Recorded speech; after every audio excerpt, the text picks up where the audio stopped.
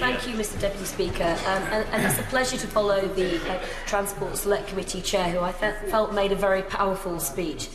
I don't think the proposal in front of the House today will be seen as Parliament's finest hour. I think it's very easy to dismiss the contributions of MPs, perhaps who have communities overflown by Heathrow. There'll be around 3 million, nearly, Londoners affected if this expansion goes ahead, but actually this is about a vote that will affect all of our communities in one way or another. And I think that the story of Heathrow is a story of broken promises, broken politics and broken economics. And for those of us with communities around Heathrow, we know about Heathrow's broken promises better than anyone else. No action in spite of promises on night flights. The first flight over my community's homes this morning was actually at 4:29 a.m. Under this proposal, actually we'll end up with more early morning flights, not less. No action on sticking to even existing rules on respite. I've been at public meetings where current Heathrow management said the previous promises previous managers made should never have been made. And that's actually what regional MPs who are banking on promises from Heathrow should bear in mind when they sign up to this today. And of course the ultimate promise broken was when the 5th terminal got planning permission. There was then an express condition to local people of no third runway, and look at where we are today. The bottom line is any assurances in the development consent order literally are not worth the paper they're written on. And dare I say, with the greatest respect, ministers will be long gone by the time members promised their regional airports will get extra connections find out that they haven't materialised, when the facts of life explanation from a future minister to you is that it will be your county council that has to pay £10 million a year perhaps for your route to Heathrow. But the problem is that no airline wants to do it because that's not a big enough subsidy and it's economic. So broken promises in the past and more to come for other MPs in this House in the future from Heathrow Airport Limited. What about broken politics? Well, MPs, as we've heard, aren't being shown any kind of proper plan today for a third runway. 28 million extra passengers a year, with a promise from Heathrow that not a single extra car journey will happen. How is that going to be done? We don't have a plan for that. West London illegally breaching air pollution limits. There's similar problems in my own community. Expanding Heathrow makes that significantly worse. No plan at all. No flight path published today for communities to see. No plan on tackling the carbon emissions. No plan on actually how to ring-fence domestic routes as promised. The Regional Air Connectivity Fund for members they might be interested in set off with 11 new routes in 2016. Just 2 are still operating of those at reduced frequency because they weren't economic.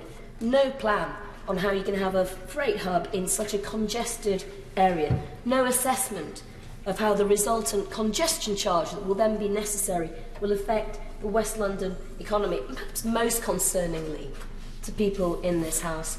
No formal safety review yet, even though the crash risk goes up by 60% in the most densely populated bit of the country, including flying over my own community.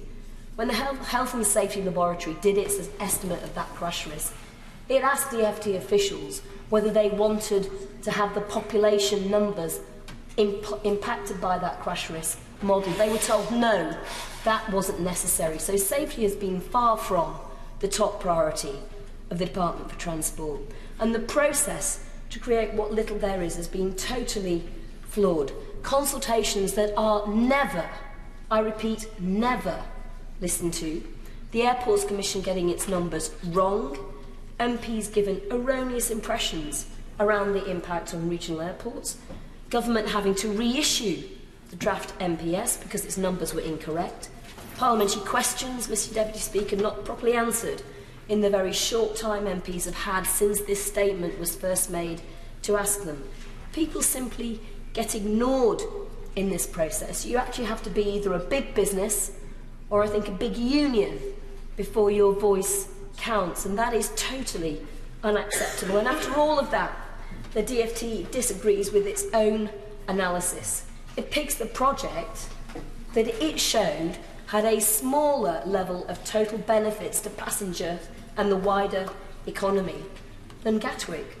It picks the project that's likely to need the biggest taxpayer subsidy. It picks the project that is the most risky by far. It picks the project that cannibalises the transport budget for the rest of the country. It picks the project that harms the growth of regional airports, and that's why this is a story of broken economics. And even Heathrow knows this is risky. That's why it has its poison pill cost recovery clause in its pre-legal contract, effectively outsourcing its economic risk to taxpayers.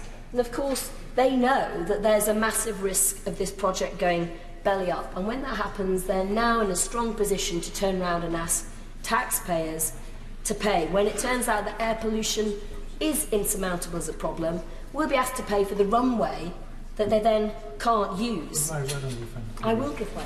I thank Loretta for giving way. She's making an excellent forensic speech. And on that point of deliverability, it's been said already in this debate that without cross-party support you can't hope to deliver an infrastructure project of this magnitude, but 3 of the 4 main parties in this House are not in favour of the scheme. Does she not think that adds to the undeliverability of this project?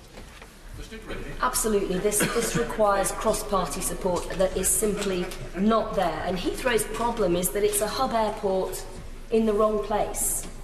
That means it's expensive. Passenger charges are 40% more expensive than at rival European airports. That's why Leeds Bradford routes are getting cut. It's not that there isn't the space, they already had a space. It's because they're simply uneconomic. And I will give way. On that point, my understanding is the reason that route has been cut a number of flights is because of the unavailability of aircraft and crew, not because of the cost. No, the bottom line is that Leeds Bradford is tending to hub out of Schiphol because it's cheaper. This is about economics, and therefore the economics matters. And the bottom line is that in expanding Heathrow, the economics and the expensiveness of that airport becomes worse. So this puts more pressure on domestic flights, and it puts more pressure on losing emerging market flights. We've already seen those flights to places like Dar es Salaam and Lusaka, for example, cut. And so bottom line is that in today's vote, what the Heathrow Airport Limited is seeking to do is to go one further than outsourcing economic risk to the taxpayer. It wants to outsource political risk to MPs who are prepared to sign up to their project here today. And we know that it will, in the end, not deliver for those regions, not deliver for those communities. I'm not surprised that the SNP are starting to see through this proposal. I only hope that they can continue to see through it, and I only wish that they'd have actually voted against it today. Of course, there is an alternative, Mr. Deputy Speaker. That's a proper regional strategy for airports around the UK, including in Scotland, in Northern Ireland, in Wales, around our country in England. Connectivity to the world on the doorstep of communities that need and deserve it, and regional economies too, bringing investment direct to the door.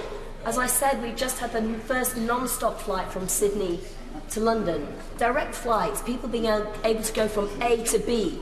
That's the future of aviation. We're already seeing the low-cost carriers move into that market.